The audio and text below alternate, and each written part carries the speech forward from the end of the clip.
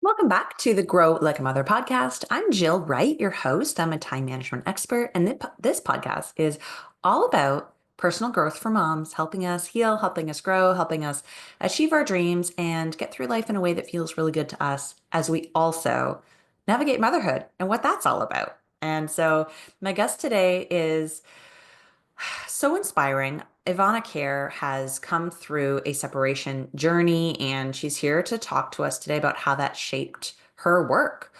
She's now a life and transformation coach. Her journey into coaching began with her own personal transformation, of course, as many of ours do. And like many other women, she found herself facing an impossible choice in a relationship that no longer served her. So leaving meant stepping into the unknown and facing adversity like homelessness and rebuilding.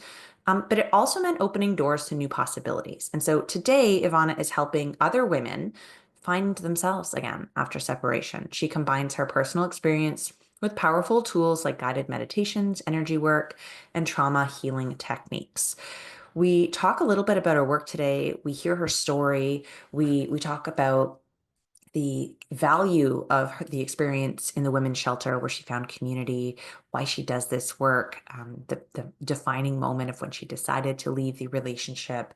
It's a really deep and vulnerable conversation and also an inspiring one. So if you are someone who is thinking about or navigating or post separation, whether it was traumatic and abusive or amicable and just fine, this conversation's for you. And if you know anyone who is in the thick of it or could really use this conversation, I invite you to please share this conversation with them so that we can make sure it gets to the people who really need it, which is probably more of us than you think. So without further ado, let's get into this conversation. I think you're really going to dig it.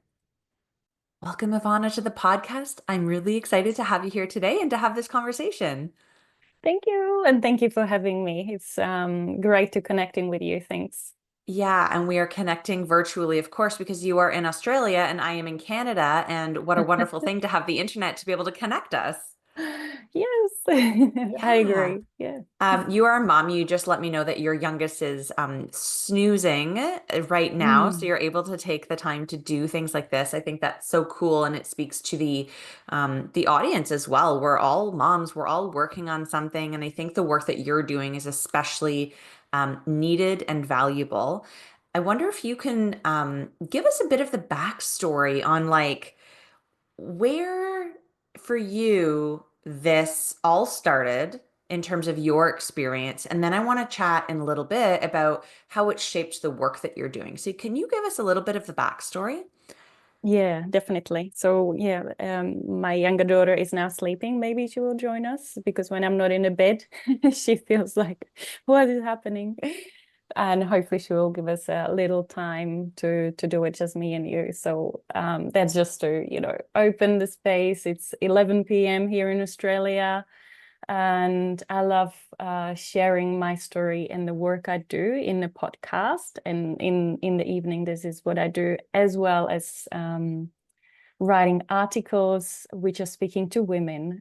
Because through my own journey and through leaving abusive relationship which no longer served me, I realized that it's not just me. There's many others, and somewhere along the journey, and I'm happy to go deeper, but I heard the voice inside of me to share the story, to share what happened, so others can feel that they're not alone, because that helped me overcoming the isolation, the guilt, the shame, which was always present, and I was kind of sitting in it with it by myself. And I realized writing about it and integrating the story is therapeutical, as well as helping other women not feel alone. So, and now how did I get there? It was actually intuition. It was a moment where, well, I had nowhere to go because I was born in the Czech Republic, and in Australia,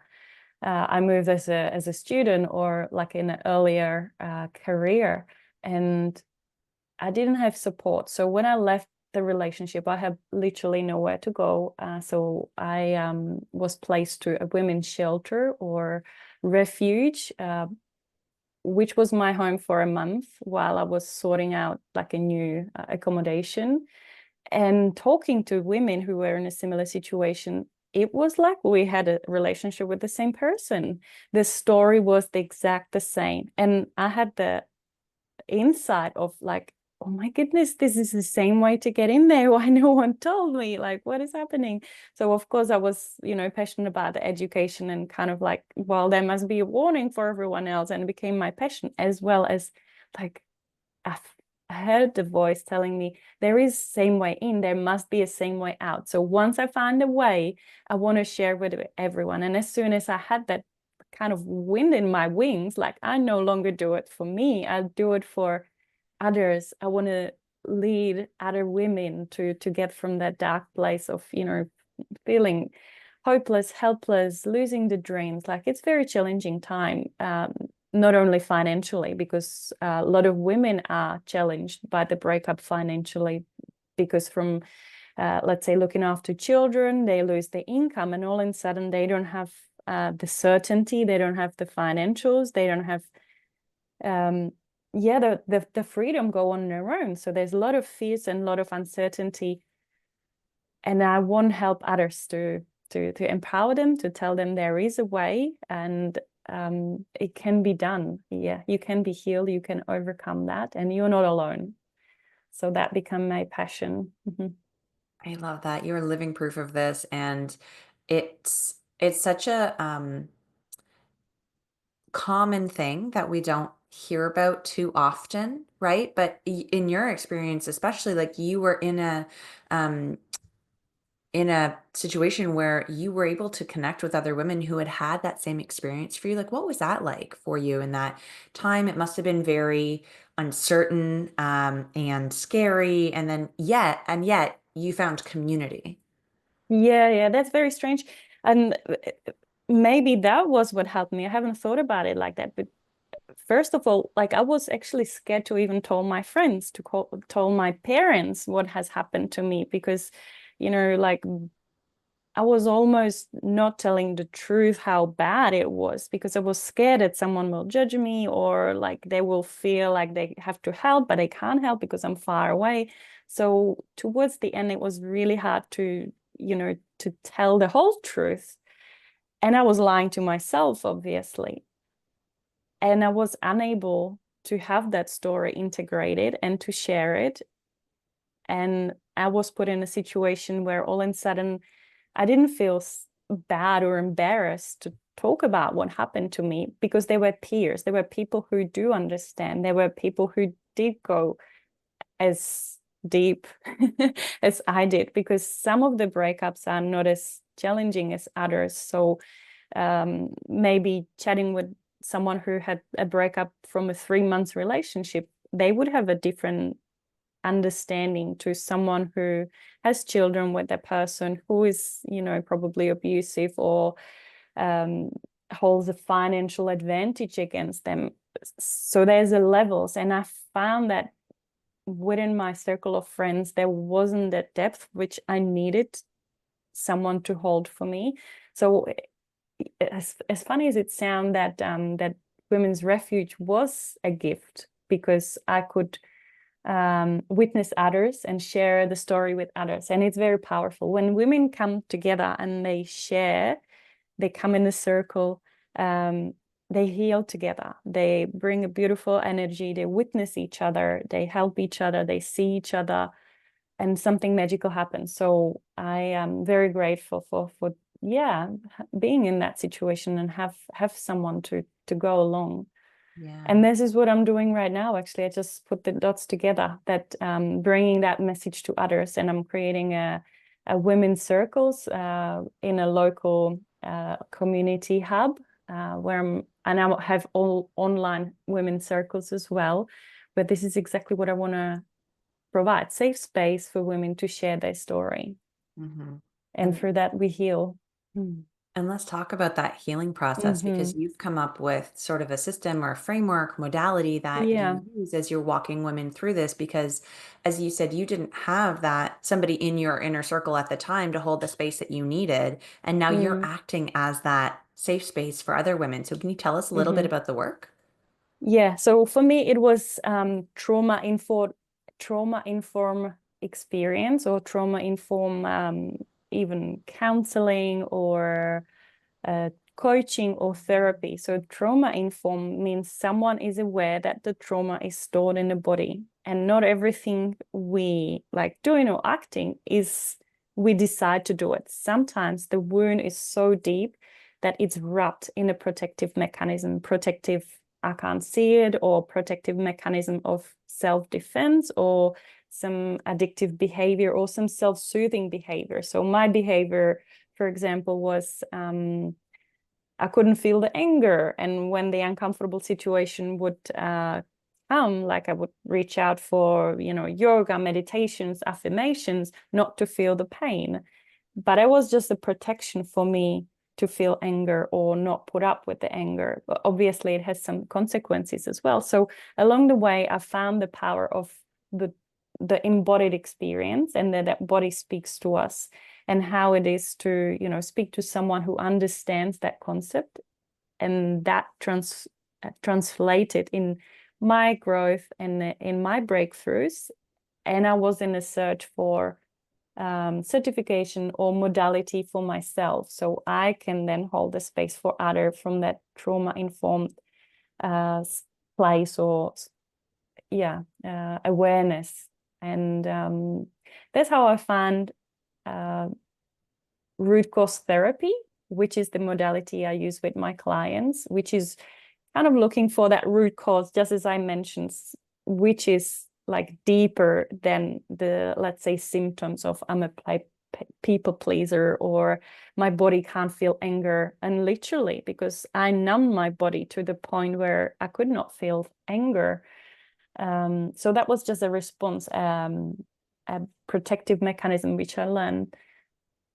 And through the therapy, I was able to recognize it and heal it.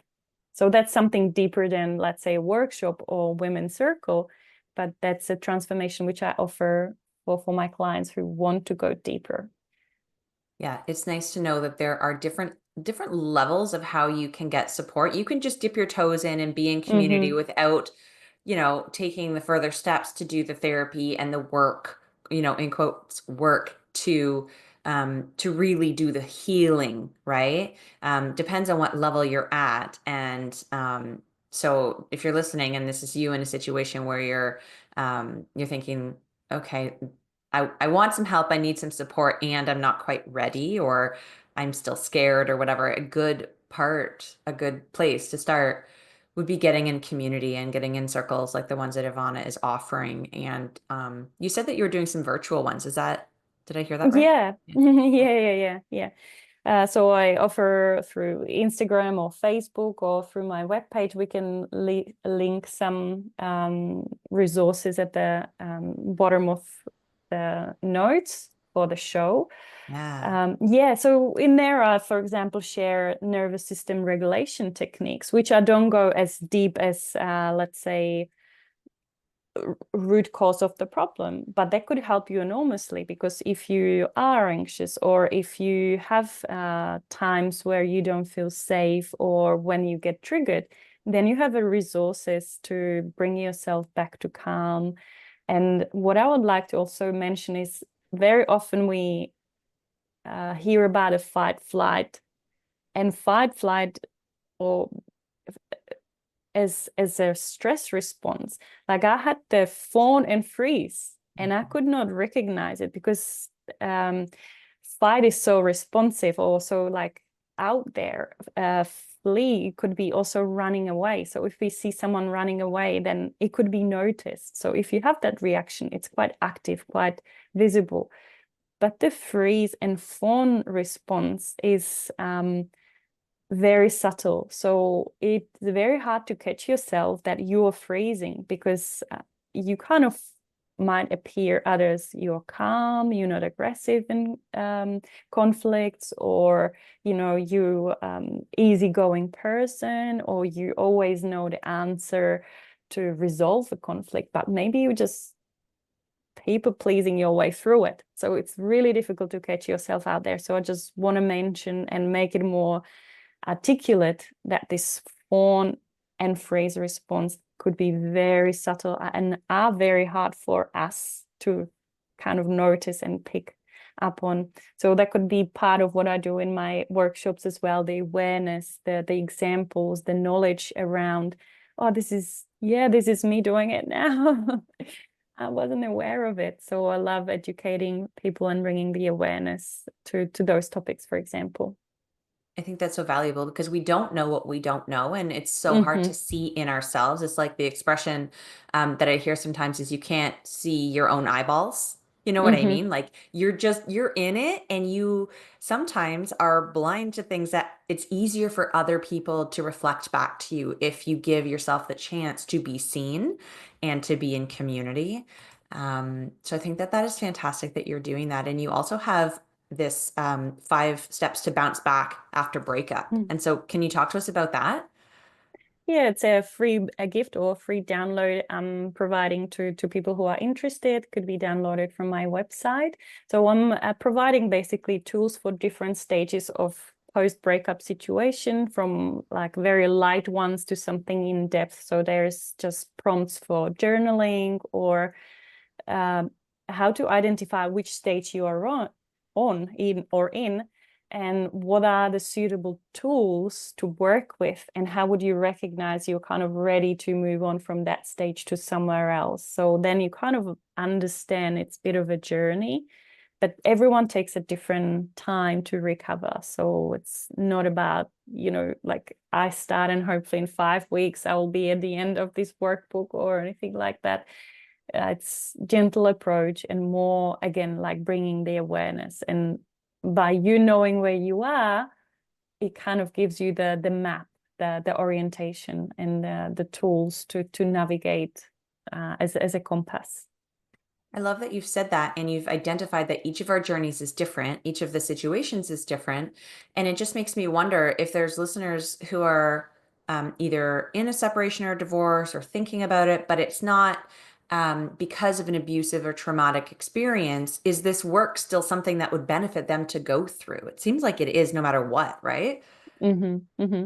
Yeah, you touched on something very interesting, and I do have women coming back to me, and there's this point where your intuition's kind of telling you something, and your ego is trying to talk you out of it. And there's so much which plays in that decision, like age of your children and your financial independence, millions of other things. You have plans for holidays and you said not now, maybe next year, or now I have this like project going on, so why would I shake the boat again? And you have business together. There's so many decisions and things why it might be impacted and why not might be right time for the exit strategy or whatever. So it's very difficult to make that decision if you are thinking like, is this fulfilling relationship, or is it on the edge of acceptable or not acceptable? And I do have people to coming to me to trying to resolve this dilemma. It's always the wisdom is in you, in your body. So I don't give advices, but I'm trying to untangle what is it. So some people could have problems with hypervigilance, which is a strategy of like a stress or trauma itself. And for them, they always would see a problem in the other person as like a protective mechanism not to open themselves or not be too vulnerable. And where others could have the opposite strategy, where they all just, first of all, looking for connection, and any warning signs are being missed. So there's no general advice for both. So it is very difficult to, have an ultimate answer. And I was in that place as well. It took me about a year, that kind of conflict between the intuition and the ego, kind of like, all I want is love and family. Like, is it so much to ask? It's a simple request and I just want to make it work. And every day I was trying to make it work. So, and the intuition was, having a different idea, but it took me a while to uncover. And at the end, it was down to my bravery to know the truth. and not Mhm. to be deceived. So that is the brave step where you are prepared to hear what the truth, but your truth in your body is. So it can be done. Yep, it can be resolved for each of us, and that thing might be changing year on year or situation over situation. So it's very delicate place, and I love working with people uncovering, is it deception? Is it my protective mechanism? Is it my trauma? What is playing up and why am I unhappy? So this modality is definitely suitable for reconnecting with the intuition and with the clarity and getting the fog out of the way that's causing us the two minds or self-doubt or sabotage. So yeah, great question. You had mentioned that this intuitive awareness kind of took a while to get to, but will you talk to us about the moment of decision when that came for you and what that looks like? Mm-hmm. That's actually why I felt called to come to your podcast because it says grow like a mother. And the deciding moment was about the motherhood because I was the people pleaser and a person who is very empathetic and feels other people's emotions, but not my own. And that was the protective mechanism, or maybe my gift, or maybe my not gift. But the way I saw the world, I feel others, but don't feel myself. A little bit like you said earlier, you can't see your own eyeballs. And I could not feel my own body because I was hiding and hiding and numbing my sensations and responding just the discomfort of people around me. So I was going very far of like, what are my boundaries? And I was not noticing them. I was not noticing the red flags, the discomfort. But once it became about my children, I could see that there is a clear boundary. So when this person told me I'm not allowed to see my daughter, I felt it's not fair, but I didn't have that perception of it's not fair towards me. I felt it's not fair towards her because there I was objective, because it was when it was about me, I did not have the sense of what is and where should I make the compromise. But once it was about someone else, like the mama bear or tiger bear in me just awoke and realized that well, this is now about the motherhood and about child who is losing a mother, and I could no longer make a compromise. So that was the moment where I opened the eyes to the truth and started acting on it. And that's when the anger rose. And the anger which I was suppressing then could lead to the power, you know, the clarity, the conflict resolution, like in a way of like I was able to stand up for myself and to have a voice. So it was the motherhood. Yeah. Yeah, it so often is. It's this, I don't know what it is, but as women specifically, we are very hesitant to make a big move, decision, investment on ourselves just for our own sake. When we start to realize the impact it will have on our family and our children, that is when we sort of give ourselves the permission to say, okay, I'll do this thing, either this thing I've always wanted to do. It doesn't have to be like a dense and heavy situation like we're talking about today. I see the same thing with people who are like, okay, I've always wanted to, you know, pursue this dream and blah, blah, blah. Mm-hmm.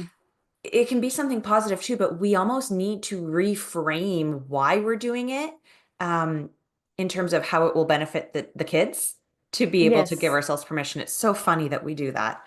Yes. Yeah, Yes. weird. Yeah, that's another way to look at it, as you just described it, like the impact on them, because I could not touch on the impact on me Right. because for me, I was kind of invisible. Yeah, exactly. How And that funny. we put ourselves on the bottom of our priority list so often, right? Like as a Mm-hmm. time management expert, I see that all the time. We're like, yeah, but what time in your calendar is for you, you know? And it's only when people start to realize the ripple effect of like, pursuing their dreams and modeling the behavior that they want to show their kids and being able to be the version of themselves that truly is lit up and aligned and happy, like then they're like, oh, if my kids see me like this, if I can give the example that this is how we're supposed to live because this is how I want them to live, Mm-hmm. I have to Mm-hmm. do it first. Okay, I get that. Now I'm ready to get some help, right? Yeah, Yeah. yeah, yeah. That's a great way to put it. An inspiration. What an inspiration. Was it what inspired you to do this podcast?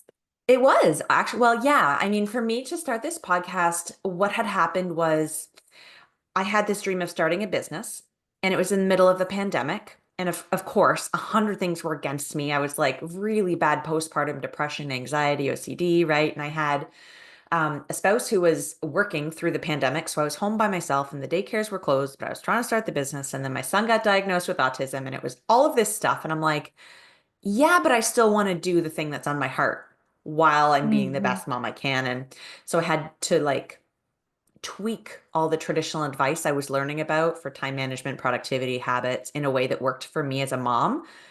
I'm like, I Mm-hmm. bet there are other moms who are also struggling with this. So I'm just going to share how I did it. And Mm-hmm. the podcast kind of grew from there. So very much the same. It was like, okay, I want to be able to show the kids that this is possible. I want to Amazing, show other moms that amazing. this is possible. Yeah. Yeah. And here You we are you today. are inspiration too. Yeah, I appreciate you share that. That's lovely. Yeah, yeah. It resonates so much. Mm-hmm. Yes. Yeah, there are so many of us out there who have big dreams and goals and aspirations for our lives, and we're just waking up to realizing, like, oh, okay, my situation can be different. I can make a change, even if I'm in a hard place, like in a Mm, traumatic or abusive relationship that I'm trying to get out of.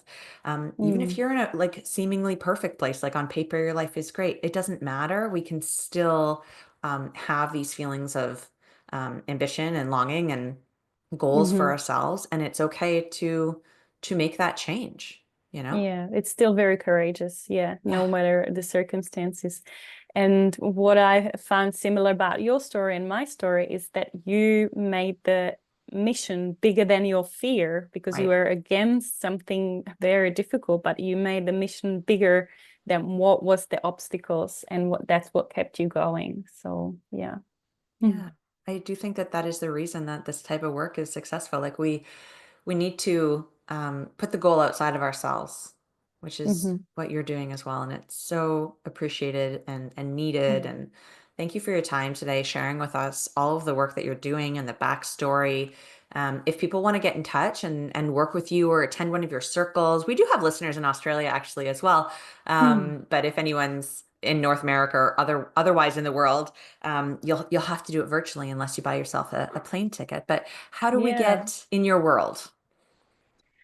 So it would be either through Instagram or my website, ivanacare.com. We can link it under, yeah, just our interview, and we can start from there.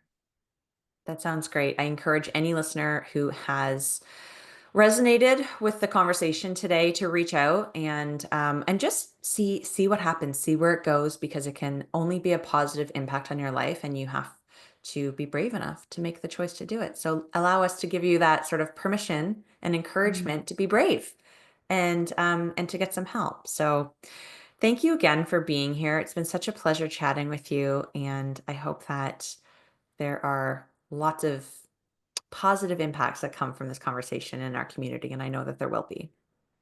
Thank you. And thank you, Jill, for the work you do because it's so important. Thank you. And to all the listeners, until next week, keep on growing like a mother.